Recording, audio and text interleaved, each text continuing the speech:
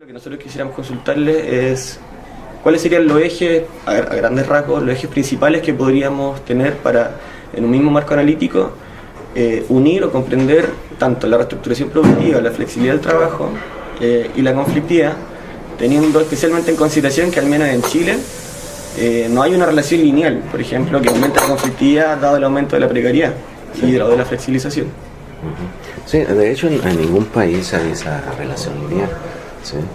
Porque los hombres hacen acciones o deciden las acciones no solamente porque están en ciertas condiciones desventajosas en las estructuras, sino porque esas condiciones pasan a través de lo que Gramsci llamaba una visión del mundo, ¿sí? Es decir, tienen que ser traducidas en términos subjetivos y esto es inevitable.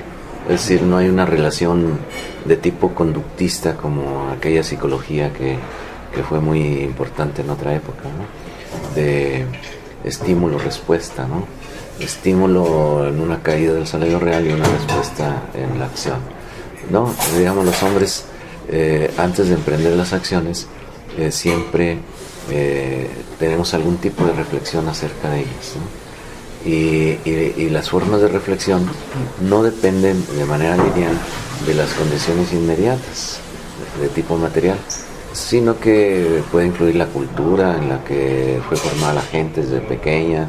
En algunos grupos influye la religión, en otros las cuestiones estéticas. Es decir, hay muchos insumos para la subjetividad, de tal manera que no puede haber una relación lineal entre... Hay cierto cambio estructural, por ejemplo, en la manera de producir, y que provoca siempre la misma reacción, sino que abre un espacio de posibilidades para reacciones diversas. Y entonces eso es lo que complica la investigación, el que no haya una relación lineal entre el cambio material y el cambio en las formas de acción o las respuestas, sino siempre está mediada por la subjetividad. La subjetividad en este caso la vamos a entender como procesos de creación de significados, ¿sí? Es decir, me cambia la manera de trabajar y entonces ¿qué significado tiene para mí ese cambio? Este es todo un problema complicado, ¿sí? No hay una relación lineal de cambia mi condición de trabajo, cambia mi manera de percibirlo y por lo tanto ejerce cierto tipo de acción, sino que tanto la parte estructural como la parte subjetiva tienen que ser investigadas en sí mismas para entre las dos explicar la decisión o no decisión para las acciones y el tipo y las formas de las acciones. ¿Cuál sería los consejos? ¿Dónde mirar con especial atención?